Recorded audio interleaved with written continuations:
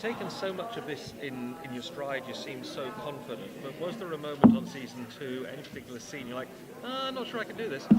So that's actually funny that you say that. In season 2, there's a fight. I can't even. This is going to sound so cryptic, but there's a fight with a particular move.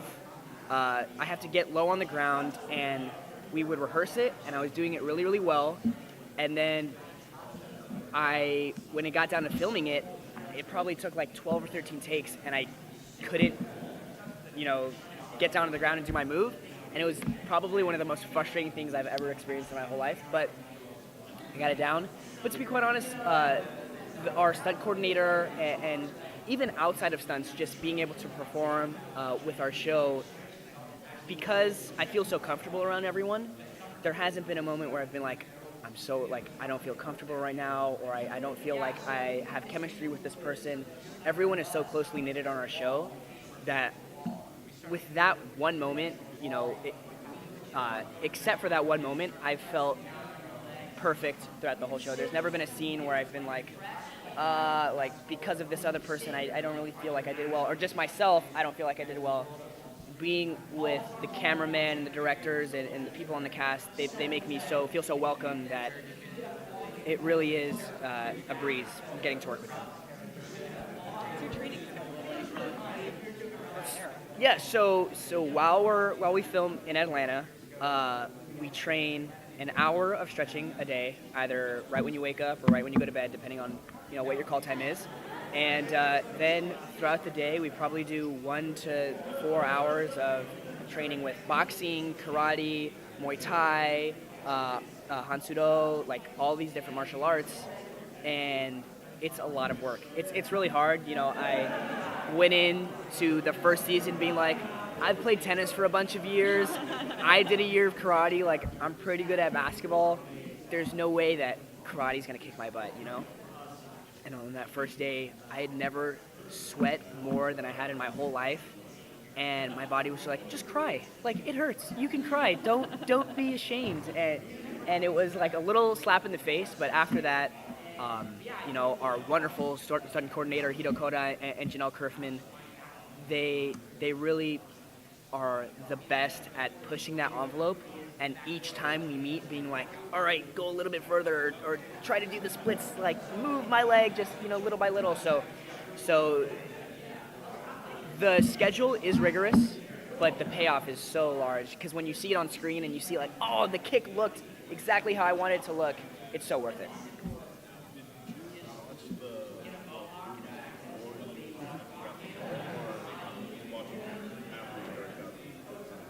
So it's funny that you asked that. The only Karate Kid that I remember seeing, because I did see the Karate Kid, the first one, but I didn't remember it, was the Jaden Smith Karate Kid. And that was the only one that I remembered, and having the audition come in, I didn't even know what Cobra Kai was. And my mom was like, are you kidding me? Do you know what you're auditioning for? This is the Karate Kid. Like, why are you not freaking out? And I was like, oh, is that what this is? Like, So, way to go, Mom. So yeah, way to go, Mom. So going out for the audition, I didn't watch it just because I didn't want it to affect the way, like what I had already planned. So after booking the show, they were like, it's probably a good idea for you to watch at the very least the first 3, if not, the next Karate Kid and the Jaden Smith one. So after booking the show, I rewatched them. I love them.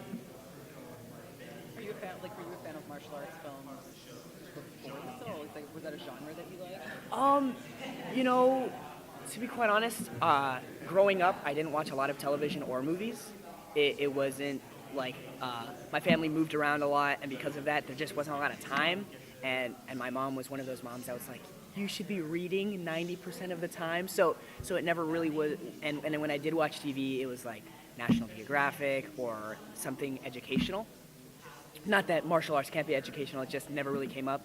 But after booking the show, the amount of martial arts that I watched just skyrocketed. Just because working with someone like Hito, who's so talented in this field, hearing him talk is like, I want to just know everything there is about, because he can do any flip, he can do any kind of kick, and it makes, you know, one of the biggest things I do, and it's funny that our show's on YouTube, is I'll be like, all right, I want to know how to do this kick. I'm going to watch someone else do the kick so I can learn how to do it. So that's something that I find I do engage myself in on and off the set. A lot of actors who play martial artists or tough guys on screen find, you know, douches challenging them in real life. You know, has that happened to you yet? And if it hasn't, how would you handle it? So, I mean, you guys see me in person. I'm not the biggest guy. So I guess if I were to get into an altercation, to be quite honest, I don't know if I'd win. One of the biggest things that I hear is like, you know, you do the show with karate, you know, how could you mess someone up? Like, how, you know what I'm saying? So I feel like it would be a situational thing. The only thing that I think I would have the upper hand in is reflexes. That's one thing that, like, our stunt coordinator doesn't mess around with. Like, randomly, he'll just, like, kind of throw a punch in our face, and you know, Jacob will tell you, like, we've had some hits in the face before, but I don't know what I would do in a real altercation. Luckily, I don't think people fear me too much because of what they see on Cobra Kai, so I haven't had someone, you know, try to test my abilities, but I guess we'll see. Oh, I hope we don't see, if you know, but time will tell. Amongst the cast, like, who's the most gung-ho, like, about training or trying out? Jacob, for sure. Like, there's no question about it.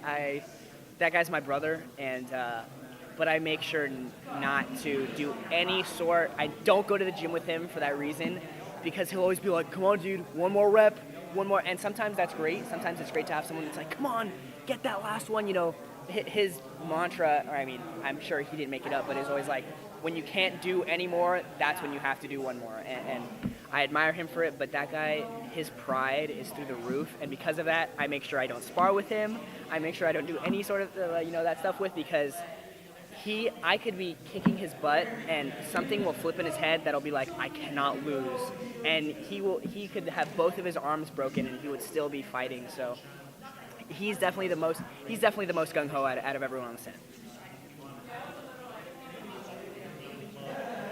I think that he's three-dimensional. I think in today's world, there's this idea that as a male, you have to be really tough and macho, and you have to be the one that is the protector of other people. But playing a character and being someone in real life that is very emotional, and not in the sense where I cry a lot, just in the sense where I feel a lot, is really refreshing. It's nice to play a character that goes through those emotions and isn't always, you know, this big tough guy that he does feel, and there are moments where he needs to be vulnerable, because that's very real, especially playing a character who is a teenager.